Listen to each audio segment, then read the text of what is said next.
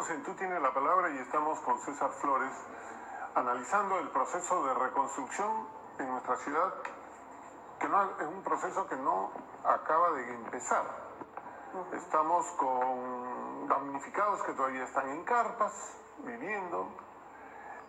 No se sabe realmente cuáles son las zonas vulnerables y cuáles son las que no son, donde se pueden instalar realmente las personas, como es en la zona de la Quebrada de León, la misma Quebrada de San Carlos, y esta canalización anunciada con bombos y platillos, con presencia del propio presidente de la República, de la Quebrada de San Ildefonso, que nadie sabe cómo es. Yo veo esto en una situación muy complicada, además muy lenta en nuestra región, César. Mira, todavía no existen proyectos, como repito, no existen estudios. Pero se hablaba que la autoridad local del agua tenía los estudios de la Quebrada de León. No, eso sí. Por eso se hablaba de llevar el agua al río Moche. El convenio que se firmó entre el gobierno regional y el ANA, la Autoridad Nacional del Agua, aquí tenemos el ALA, que es la autoridad local, con quienes yo converso permanentemente y son profesionales muy serios y responsables. Tiene dos partes el convenio. Algunos estudios de hidrología, de caudales, de suelos, los hace el ANA y otros los hace la región a través de Chamemoche, con quien también conversé con el ingeniero Chávez, y ambos están en fase de elaborar los estudios. Son estudios de factibilidad para elaborar el proyecto. Todavía no hay nada definitivo. Las ideas inicialmente se lanzó de que iría al río Moche, sin verificar si el impacto que causaría en el río Moche podría ocasionar un desborde del río, porque entendemos que en la Bocana el río Moche tiene una superficie hídrica topográficamente más arriba que la población de Buenos Aires Sur.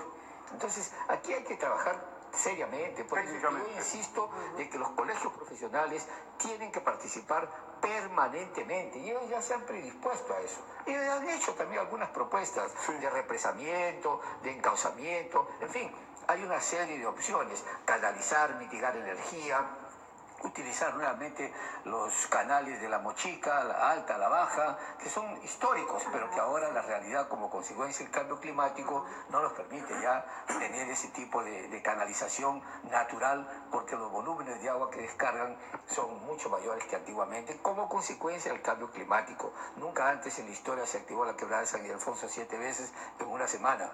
Pero ahora tenemos que manejar esos estándares y proyectarnos a situaciones 2 veces peor, o hasta más, porque ese es el trabajo de los especialistas. Nosotros trabajamos en estimación de riesgo, colocándonos en un escenario extremo, para que cuando se haga algo sea sostenible. Los componentes duros, que es la obra, fierro, cemento, tienen que venir de la mano con los componentes blandos, que es la concientización e información a la población. Pero efectivamente todo sigue siendo muy lento. En algunos aspectos, es verdad, se necesitan los estudios técnicos y esto demora un poco, pero en otros aspectos, por ejemplo, el aspecto de ubicar a los damnificados, dándoles unas casas mejores y no estén así como aún en carpas, eso ya debería ser más rápido. Eso sí, eso sí. Y eso está lentísimo. Y eso yo lo vengo diciendo hace un buen tiempo. Ahí está faltando un poquito más de sensibilidad para entender que tenemos 50.000 damnificados.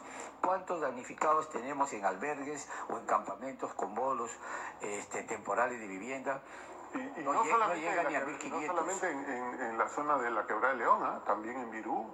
En Chao, en Guadalupito, en Sausal. En Sausal la situación es pero terrible. En Chepén, en todos los lugares de la región. Tenemos 7 provincias que están dentro de la declaratoria de estado de emergencia. Las 7 están aquí relacionadas, que es Chepén, Pacasmayo, Ascopi, Trujillo, Virú, Autusco y Gran Chimú.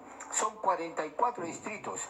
En todos estos distritos, en los 44 de las 7 provincias, existen damnificados que suman un total de 50. Existen damnificados que no los identificamos, porque en el momento de la emergencia se fueron a refugiar en la casa de un vecino, en la casa de un amigo, pero alteraron la tranquilidad, los medios de vida del vecino, que ya no quieren más tenerlos en sus casas. ¿Y eso quién lo ve? ¿Quién evalúa eso? Y nosotros por eso insistimos, no se trata solo de reconstruir, no es solamente componente duro, aquí se trata de recuperar la tranquilidad de las personas, la armonía de las familias, los trabajos. Ese es el tipo de trabajo que se necesita hacer. Entonces, ¿qué tiene que hacer el gobierno regional? gobierno tiene que hacer lo que los procedimientos o los procesos de reconstrucción post-desastre determinan. Primero tener una línea base de lo que se ha perdido y encima de eso comenzar a trabajar lo más rápido posible, recuperando el trabajo, recuperando la tranquilidad. Pensemos en el ser humano, el fin supremo de la ley 29664, que es la ley que crea el Sistema Nacional de Gestión de Riesgo, no, habla de la persona, no habla de puentes ni de... La Constitución, el artículo primero es la defensa de la persona humana y su dignidad. Sí. Eso es lo que se tiene que hacer, nada más que eso. Sí. Comencemos por ahí, comencemos a priorizar la tranquilidad, la seguridad y la protección de las personas. Esa es la prioridad en este momento. Sí, bueno, nosotros, todos los peruanos y peruanas, pudimos ver todo ese estado de emergencia, pero sumado a ese desastre natural vino también cuando todo Trujillo y todo el norte, en muchos sectores, no tuvimos agua, ¿no? Entonces, ¿qué hacer? O Chavimochi, si ha hecho realmente, ya ha prevenido, porque como tú nos estás hablando, los cauces de los ríos es uno, los canales que trae el agua hacia nuestro sector, a la provincia de Trujillo y a todos los distritos, ¿están realmente bien? ¿O solamente lo han arreglado y nuevamente cuando venga esta fuerza, nuevamente nos va a tener sin agua? Dios mío santo, fue terrible después de un desastre no tener agua, ¿no? No tener agua, eso fue realmente muy caótico para los trujillanos y para muchos sectores en Piura, Tumbes, etcétera, ¿no? Teresita, nosotros que tenemos la experiencia en el manejo de emergencia, sabemos de que una emergencia se transforma en un desastre muchas veces porque falta agua o comida. Pasamos de emergencia a desastre no por fenómenos naturales, porque falta agua o comida, porque cuando un padre o una madre de familia ve a su hijo llorando de sed o llorando de hambre, es capaz de cualquier cosa y tenemos un problema social. ¿Qué cosa es lo que pasó con Chavimochi? Fue fracturado en 13 puntos. 13 puntos. Y la mayor preocupación no fue eso. Lo mayor está todavía para ser trabajado. El Cerro de Chupitur tiene arriba una cuenca de una quebrada que se puede activar en un próximo fenómeno del Niño y puede venir y traernos abajo toda la planta de tratamiento de agua. Esta vez demoramos 21 días en recuperar el agua. Se hizo todo un trabajo, pero de guerra, porque no solamente fueron los 13 puntos fracturados del canal madre de Chavimochi, sino también el tubo eje que transfiere el agua a través del río Mochi, que va por abajo, que tiene 32 pulgadas, también salió de su eje y se tuvo que recomponer eso, se tuvo que mandar a hacer tubos en Chimbote, en Sidra, Perú, y para trasladar esos tubos se tenía que pasar por el puente Virú. ¿Qué puente si no teníamos puente? Entonces se hizo todo un trabajo con la Policía Nacional, con el Ejército, pero un trabajo que la población a veces no conoce, pero que estuvimos ahí día y noche trabajando en esto, sabemos lo que esto significa. Tener a nuestra población sin agua porque no había la cantidad de cisternas necesarias. Y ojo, las cisternas no son para distribuir agua de mesa. El agua se clasifica. Hay agua de mesa, que es el agua que bebes, el agua para lavar platos, para lavar ropa, el agua para bañarte, el agua para mojar tus plantas. Toda esa agua tiene que ser clasificada y economizada de acuerdo a las reales necesidades. Pero una situación como esta, tenemos que invertir en prevención. Por eso no es solamente reconstruir, porque el Canal Madre ya se reconstruyó, pero ya ahora va a volver a ocurrir. Claro. Tenemos que invertir en prevención y en reducción de riesgos. Bueno, esa tarea de prevención es una tarea de la que tú habías venido hablando mucho antes del fenómeno del Niño. Durante 2 años hemos hablado de prevención y no se hizo caso. Hay que considerar también, César, ¿recuerdas todas las campañas en la Quebrada de León? De la gente, y se le explicaba a la gente, por aquí viene, y la gente no quería moverse, no quería entender. Nosotros creamos todo un trabajo, formamos brigadas comunitarias, instalamos sistema de alerta temprana para que la población tenga una capacidad de respuesta oportuna y permanente, pero tú lo has dicho, esta es la parte que hicimos para salvar vidas, y esto sí funcionó, porque no tuvimos un muerto. En toda la costa, como consecuencia del fenómeno del Niño, no hemos tenido un muerto, ni un desaparecido. No es suerte, no es casualidad, esto es fruto del trabajo que se hizo con la población, pero no resuelve porque todas sus casas fueron arrasadas y ahora otra vez están ocupando nuevamente esto.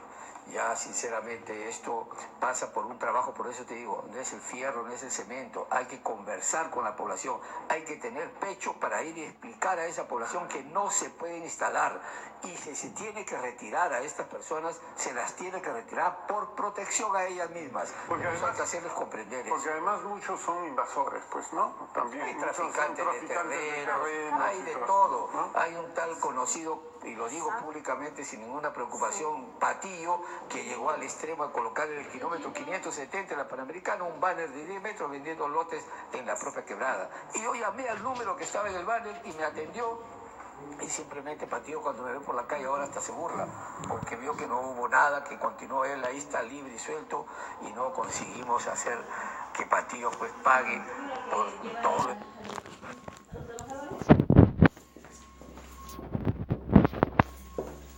Nosotros, César Flores, él es un especialista en gestión, estuvo en toda la parte previa de la presencia del fenómeno del Niño y durante todo el fenómeno del Niño y ahora ha pasado nuevamente al sector privado.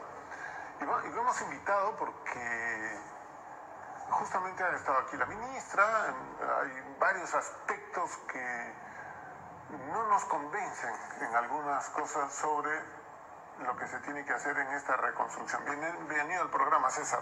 Muchas gracias por la invitación. Buenas tardes a todos. Efectivamente, ahora estoy en la empresa LACE Consulting SAC, una empresa especializada en gestión de riesgos y siempre a disposición de nuestra población, ahora en la sociedad civil, en el sector privado, muy atento a todo lo que se viene desarrollando. César, a ver, se ha anunciado, vino acá el mismo presidente de la República y se ha anunciado que la quebrada San Ildefonso será llevada al mar vía 3 canales, uno subterráneo que pasará por Trujillo. Los trujillanos no sabemos de este proyecto, cómo va a ser, o ya se sabía en el gobierno regional, ya se tiene un diseño. De verdad, cuando yo lo vi y se va a hacer vía obra por impuestos, para mí me causó sorpresa porque nadie había hablado, nadie sabía cómo iba a ser. Siempre se hablaba de una derivación al río Mocho, pero de pronto se presentó este plan. ¿Cómo es esto, César? Si me permites, nosotros tenemos en la región La Libertad 42 quebradas. 42. Se han activado en este último fenómeno del nido costero. La quebrada de San Ildefonso es la quebrada más mediática, y causa más afectados, porque atraviesa el Porvenir, Florencio Mora, todo Trujillo y descarga sus aguas en el mar a través del distrito de Víctor Larco. Tenemos en la región más de 50.000 afectados, la mayoría como consecuencia de la quebrada de San Ildefonso, pero la que más daño causa es la quebrada de León. La quebrada de San Ildefonso es una quebrada que tiene 755 metros de altura y cualquier solución que se dé para la quebrada de San Ildefonso, te puedo asegurar, como le puedo asegurar a todos los liberteños, de que es un problema muy complejo. Hasta ahora no existe ningún proyecto para la quebrada de San Ildefonso. Lo que existe son intenciones y el inicio de una serie de estudios que deben arrojar 3, 4 o 5 propuestas para ver cuál de ellas es factible. Hay que hacer una serie de estudios de impacto, de efectos. Eso es lo que a mí me llamó la atención porque se hablaba de 3 canales y bueno, ya... Eso la computadora se encarga de hacerlo muy bonito, muy atractivo en materia de exposición audiovisual, pero la práctica es otra. No podemos canalizar o encapsular una quebrada que trae sedimentos como lodo, piedra, barro, palos, animales muertos y hasta cadáveres, porque lamentablemente atraviesa pues el cementerio Mampuesto y todas las veces que se activa esa quebrada, que llega a descargar en esta última oportunidad del día 15 de marzo al día 22 de marzo descargó 7 veces y su mayor caudal fue el día 19 de marzo a las 3 de la tarde con 45 minutos que descargó 60 metros cúbicos por segundo. Entonces, ¿qué piensas tú al respecto? Que lamentablemente se están dejando de lado a los técnicos, que somos los que debemos emitir opinión y asesorar a los políticos para que emitan opiniones correctamente, cosa que bueno, esperemos que con la participación que yo siempre lo he dicho, porque ahora esté fuera del gobierno regional, siempre he dicho de que tiene que haber dos actores que son fundamentales en todo este proceso, que no es solamente reconstruir, sino principalmente recuperar los medios de vida, la tranquilidad de la población, la transitabilidad de nuestra ciudad y construir de manera preventiva, reduciendo el riesgo que existe. Entonces, que los técnicos, junto con la sociedad civil organizada, tengan más participación en todos los comentarios, en toda la planificación de esto. César, una pregunta, ¿no? Que está con mucha preocupación la población. Ya ha pasado cuántos meses de lo que ha ocurrido, y si tú nos comentas que todavía está en un proceso de todavía hacer los estudios, ¿no?